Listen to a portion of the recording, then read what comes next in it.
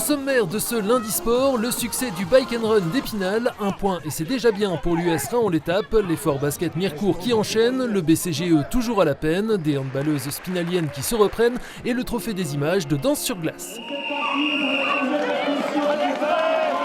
On débute ce résumé de l'actualité sportive dimanche matin avec la 10e édition du Bike and Run d'Épinal. Température frisquette mais ambiance chaleureuse pour l'épreuve du Tech, le club de triathlon spinalien qui a battu son record de participation avec 280 binômes inscrits sur les 4 courses au programme entre le stade de la Colombière et le parc du Château Attenant avec un principe immuable, un seul vélo par duo et des relais selon les envies de chacun pour boucler le parcours le plus rapidement possible.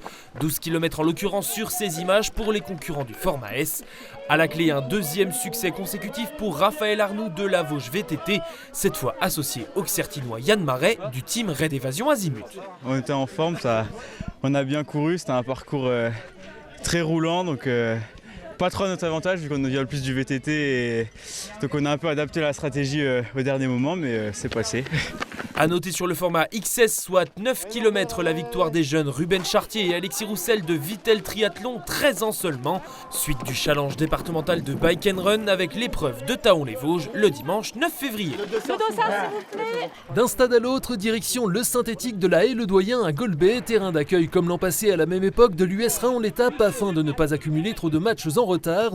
À ce jour, la pelouse de Paul Gasser étant impraticable. Une formation rahonaise lanterne rouge de cette poule de National 3 remaniée durant les fêtes avec l'arrivée du gardien Yann Amougou Tchakonte ici à la parade et celle de Mohamed Lamine Koné pour suppléer le buteur Simba Matoubanzila, victime d'une rupture des ligaments croisés, l'ex-attaquant des Audaciens qui a trouvé les filets pour sa première sous le maillot de l'USR à l'heure de jeu.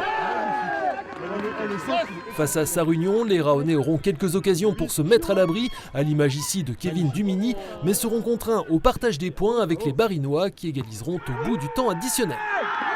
Sur la physionomie du match, je pense que c'est pas volé de la part de Sarre-Union. Je pense que le match nul est totalement mérité pour les deux équipes. En termes de solidarité, aujourd'hui, on a montré vraiment qu'on était une équipe soudée, qu'on lâcherait rien jusqu'au bout. Il faut qu'on se base sur ça pour les prochains matchs à venir et qu'on reparte sur une série positive. Outre le retour annoncé du défenseur Jérémias Tango, l'US Rahon devrait encore recevoir le renfort de 2 nouveaux joueurs, un défenseur et un attaquant cette semaine, et accueillera Belfort samedi prochain, toujours à Golbet. A noter en parallèle le match nul de l'ES Tahon 0-0 chez la réserve du FC Metz.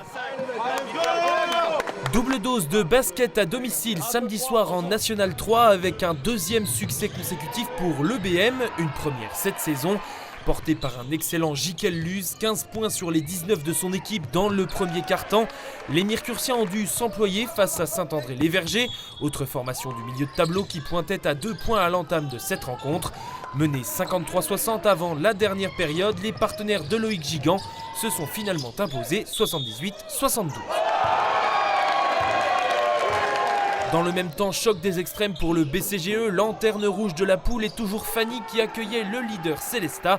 Privé d'Alexandre Jacques, Steven Béat et Jérémy Lefort, tous 3 blessés, les Golbéo-Spinaliens n'ont pas démérité, n'affichant que 4 longueurs de retard à la mi-temps, avant de connaître un trou d'air dans le 3e quart-temps et de se reprendre dans le dernier pour une défaite 65-83 au final.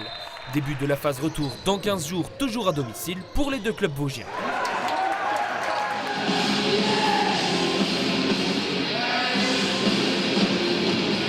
Un medley du groupe grunge Nirvana en programme libre, pari osé mais payant pour Lucie Fredon et Luke Walker, le couple star de la danse sur glace spinalienne qui a pris la 2e place du classement chez les novices durant le Trophée des images. La 3e manche sur 5 du tournoi de France ce week-end à Poissompré a réuni 150 engagés venus de la moitié nord de l'Hexagone, dont 13 solos et 6 couples du club de patinage d'Épinal qui ont enregistré 7 podiums au total, à confirmer lors de la prochaine manche les 22 et 23 février avec le Trophée des 3 châteaux à Colmar. Retour au Palais des Sports Émilie Wolf pour du handball après une large défaite pour leur premier match de l'année le week-end passé avec plusieurs joueuses cadres malades ou absentes. Les Spinaliennes, toujours en effectif réduit, ont redressé la barre face à Strasbourg-Schiltigheim, formation moins bien classée. Après un démarrage en douceur, Alexandra Goningham et ses coéquipières ont creusé l'écart doucement mais sûrement.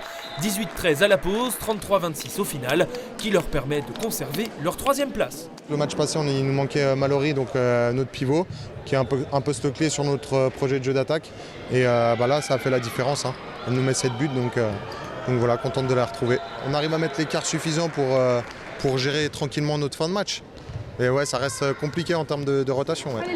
Suite samedi prochain avec le premier match de la phase retour de ce championnat national 2 et la réception de Wittenheim. Plus d'images et de résultats ce lundi soir dans votre émission Côté Sport avec les 2 dernières recrues de l'Athlé Vosges Entente Club, les demi-fondeurs algériens Ali Messaoudi et Lossine Zourkan, sans oublier Valérie Tuaillon de Vosges Matin, première diffusion à 19h.